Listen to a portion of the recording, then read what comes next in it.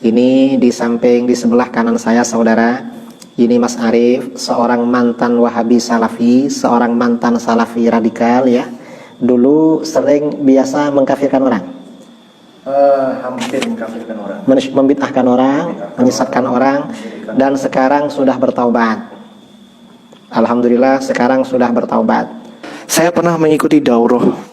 Dalam hal ini yang menggugah pemikiran saya, yang membuat saya pada waktu itu memutuskan ikut masuk ke Salafi Wahabi adalah waktu itu ada daurah, namanya daurah Ahlus Sunnah wal Jamaah. Waktu itu di Masjid An-Nur Jagalan Kota Malang. Yang mengisi adalah Ustadz Yazid Abdul Qadir Jawas. Ustadz Yazid Abdul Qadir Jawas yang memberikan materi di daurah Ahlus Sunnah wal Jamaah. Dan pada waktu itu beliau menyampaikannya dengan semangat, dengan gigih bahwa kita ini memang waktu itu di forum masjid, kita ini adalah pengikut salaf, pengikut salafus soleh. Dan kita adalah Ahlus Sunnah wal Jamaah. Di luar kita adalah Ahlul Bidah wal Ahwa. Yang saya ingat dari pernyataan beliau adalah di luar kita adalah Ahlul Bidah wal Ahwa. Ahlul Bidah wal Ahwa kalau diterjemahkan adalah pelaku bid'ah dan pengikut hawa nafsu. Begitu. Jadi yang menggugah saya untuk akhirnya ikut ke Salafi adalah pernyataan beliau ini. Akhirnya semenjak saat itu sampai saya kuliah di Inggris sampai 2016 ya, 2016 2018 saya masih tetap di Salafi. Pulang ke Indonesia, akhirnya saya tobat. Tobat karena untuk cerita tobatnya insya Allah dilanjut besoknya, episode ketiga. Ini saya ceritakan bagaimana saya masuk dan bagaimana saya berkecimpung di dalam Salafi Wahabi. Dulu waktu saya di Salafi Wahabi itu saya sangat keras. Bahkan biasa ya, celana itu saya potong. saya pesan ke penjahit, Mas atau Pak, itu celananya dipotong ya, setengah lutut gitu. Bahkan yang lebih ekstrim lagi, waktu saya masih SMA kelas 2, itu kan di peraturan SMA itu kan ya wajar, namanya anak SMA berarti celananya panjang. Itu karena terlalu ekstrim, saya terlalu menelan mentah-mentah, celananya saya potong, saya taruh yang celana seragam sekolah SMA itu saya potong mohon maaf segini, selutut gitu, yang notabene melanggar aturan sekolah. Dan saya terkenal di sekolah waktu itu, terkenal di madrasah, wah ini dia aliran celana cingkrang gitu. Saya dikenal sama guru-guru saya, oh ini Arif yang seperti itu ya, sekilas seperti itu. Akhirnya terbawa sampai saya S1, S2. Dan alhamdulillah saya tobatnya ya tahun 2018. Begitu Kiai. Selebihnya cerita tobatnya besok, insya Allah. Bagaimana Kiai? Jadi orang Wahabi itu mengaku Ahlus Sunnah wal Jamaah. Iya. Ustadz-ustadz saya semua mengklaim bahwa Wahabi adalah Ahlus Sunnah wal Jamaah. Tapi mereka tidak mengklaim dirinya Wahabi. Mereka pernah bilang ke saya di forum, kita bukan Wahabi, kita bukan organisasi Wahabi, kita bukan gerakan Wahabi, kita adalah Salafi. Mereka sangat bangga dengan menyebut diri mereka Salafi. Kita pengikut salafus soleh, pengikut Ahlus Sunnah wal Jamaah. Begitu Kiai. Assalamualaikum warahmatullahi wabarakatuh. Alhamdulillahirabbil alamin. Allahumma sholli ala sayyidina Muhammad wa ala ali sayyidina Muhammad. Sahabat-sahabat sekalian, dalam video saya kali ini saya akan melanjutkan pembahasan tentang bahayanya orang-orang yang berpaham Wahabi apabila dibiarkan terus berkembang di negara kita. Adapun bahayanya itu, diantaranya yang pertama, kita dididik untuk menjauhkan diri dari golongan Ahlus Sunnah wal Jamaah. Kemudian yang kedua, kita dididik untuk tidak menghormati orang lain yang tidak sepaham dengan mereka. Yang ketiga, kita dididik untuk terbiasa melihat aib dan keburukan orang lain. Yang keempat, kita dididik untuk tidak menghormati dan memuliakan para habaib. Yang kelima, kita dididik untuk menjauhkan diri dari para ulama tasawuf dan ma'rifatullah. Sahabat-sahabat sekalian, di saat suasana hati dan suasana pikiran mereka seperti ini, tanpa ada rasa malu, mereka mau menganggap bahwa diri mereka atau golongan mereka lah Ahlus Sunnah wal Jamaah. Padahal mereka adalah golongan yang sangat tertipu dengan perasaannya. Saking hebatnya tingkat ketertipuan mereka, sampai-sampai membuat mereka tidak sadar bahwa hati mereka dipenuhi kotoran-kotoran dan penyakit-penyakit hati, sehingga mereka tidak dibimbing oleh Allah untuk bisa melihat kebenaran. Sahabat-sahabat sekalian, itulah beberapa bahayanya apabila paham Wahabi ini kita biarkan terus berkembang di negara kita. Maka dari itu kita harus berjuang, bangkit, melawan penyebaran paham mereka. Karena mereka inilah sebenar-benarnya penghambat kemajuan bangsa. Kami dulu ketika masih keras Bapak Ibu, ini pengalaman pribadi. Dan sekarang baru sadar kami, ternyata saat itu kami sombong dan ujub. Itu dua sifat. Sombong dan ujub, tapi nggak sadar. Sekarang kami baru sadar. Sehingga mereka-mereka yang belum sadar itu sombong dan ujub. Kenapa sombong dan ujub? Karena mereka tidak mau menerima kebenaran kalau dari luar kelompoknya. Itu sombong. Yang kedua, ujub. Karena mereka merasa lebih baik dari yang lain, mereka merendahkan yang lain. Kami dulu begitu. Dan sekarang kami baru sadar. Kami bersyukur kepada Allah Bapak Ibu. Dulu ketika kami masih seperti itu yang ada itu kebencian. Orang sepandai apapun, kalau di luar kelompok kita, nggak ada nilainya di depan mata kita. Nggak ada nilainya, nggak ada harganya. Itu sudah dicuci otak seperti itu.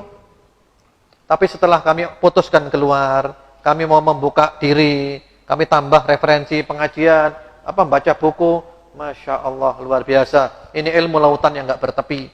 Sehingga kami sekarang walaupun beda pendapat tetap saling cinta. Ustadz Abdul Somad, Ustadz Salim Afillah, Ustadz Felix Shaw, Ustadz Mustafa Umar, Ustadz Fauzil Azim, dan yang lain-lain, Ustadz Umar Mita, kami saling cinta karena Allah. Walaupun ada beberapa perbedaan di antara kita. Toh intinya sama, kita sama-sama Ahlus Sunnah wal Jamaah. Jadi nunggu titik jenuhnya Bapak Ibu. Ya didoakan aja, doakan dapat hidayah.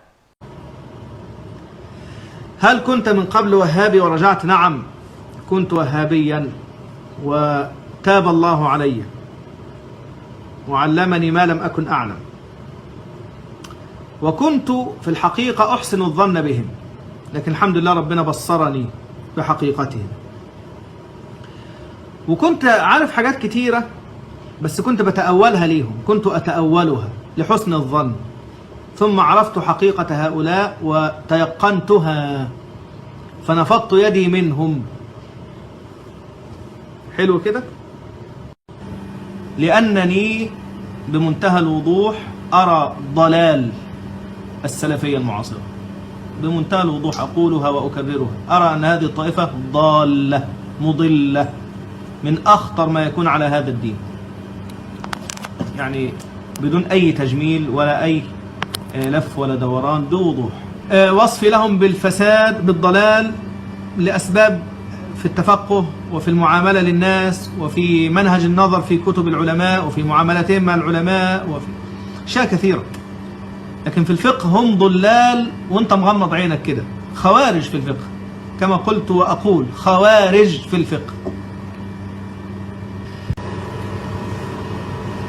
في مسألة الشرك هل كنتم على مذهب ابن عبد الوهاب؟ نعم نعم نعم 3 مرات نعم أنا كنت وهابيا صرفا أنا كنت وهابي أنا الدرة الثانية تمشي على الأرض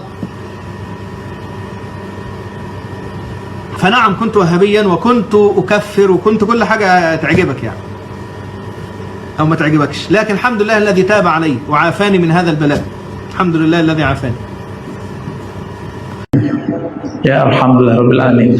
Jadi kalau ada di antara bapak teman yang hadir ini yang lagi mencari manhaj Ahlus Sunnah, nggak usah tersesat seperti saya, Pak. Ya, nggak usah bingung kayak saya. Sekarang bingungnya beda lagi. Kalau dulu saya ikut aliran itu langsung. Kalau sekarang terjebak di channel. Terjebak di channel YouTube, ya, atau terjebak di channel TV kabel. Terjebaknya di situ sekarang. Jadi orang sekarang tersesatnya, bukan tersesat lah kita sebutnya, piknik pemikirannya itu langsung di smartphone-nya, langsung di smart TV-nya. Beda dengan kami dulu, kami langsung masuk pindah begitu. Akhirnya, jadi ketika saya ikutan 3 hari pertama bulan Mei 2017 itu, saya ngerasa semua amalan ini, wah ini amalan bid'ah semua ini gitu kan. Nah, jadi saya tidak begitu kena di hati saya. Nah bulan depannya, beliau itu masih ngotot, Ustaz, ngajak lagi, Ustaz. Ayo ikut lagi gitu kan. Ayo ikut lagi, kita ngadain lagi. Nah saya nggak enak, saya ikut lagi. Di bulan kedua saya masih merasa bahwasanya amalan itu masih bid'ah gitu. Nah, baru saat bulan ketiga, 3 bulan saya ikut istiqomah 3 hari. Bulan ketiga ada satu malam saya nangis nggak berhenti Ustaz. Saya merasa bahwasanya kok saya dulu jahat banget sih. Ini orang-orang semuanya lagi mendekatkan diri kepada Allah, kok saya nuduh mereka dengan tuduhan ahlul bid'ah gitu. Kok tega banget saya gitu. Saya nangis itu.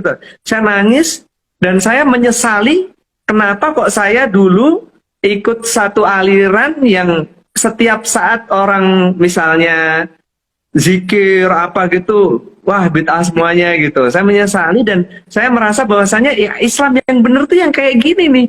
Yang ngajak-ngajak orang untuk ta'muruna bil ma'ruf wa tanhauna 'anil munkar, dakwah kayak gini nih yang nggak dibayar, nggak diamplop seperti itu. Nah, di bulan ketiga saya nangis, saya tobat. Akhirnya saya merasa bahwasanya semua orang Islam itu insya Allah ahli surga, nggak ada yang punya kafling sendiri, nggak ada yang merasa ada satu golongan yang lebih berilmu dengan golongan yang lain sehingga dia menganggap golongan lain itu ahlul bid'ah semuanya gitu. Saya menyesal dan istiqomah terus, Tat. Masya Allah, di bulan ke-7, bulan November 2017, seluruh hutang saya lunas. Dan saya pun sampai detik ini bingung, waktu itu gimana cara lunasnya gitu kan. Yang jelas Allah membantu. Dan ketika saya ngobrol sama Ustadz yang ngajak saya khuruj, Ustadz, Masya Allah saya dapat pertolongan ini. Nah beliau menyampaikan bahwasanya dalam Al-Quran surat Muhammad, surat 47 ayat 7, a'udzubillahi minasyaitonir rajim, ya ayyuhalladzina amanu in tansurullaha yansurukum wa yusabbit aqdamakum. Mas Pep, barang siapa yang menolong agama Allah, maka Allah akan menolongnya dan akan memberikan dia kedudukan di muka bumi. Nah, beliau menyampaikan bahwasanya menolong agama Allah ini tafsirnya itu apa? Dia tanya kepada saya, tafsirnya apa, Mas? Menolong agama Allah. Saya jawab, sedekah, Tat? Bukan. Terus beribadah? Bukan, kata beliau, menolong agama Allah adalah ambil bagian dalam usaha dakwah. Allah. Seperti yang Mas Pep lakukan. 7 bulan ini istiqomah 3 hari ngajakin orang ke masjid, itikaf 3 hari. Mas Febrian menolong agama Allah, maka Allah menolong Mas Pep. Apa yang ditolong, Mas? Yang ditolong katanya ada 5, Zat. Imaniyah, ubudiyah, muamalah, muasyarah, dan akhlak gitu.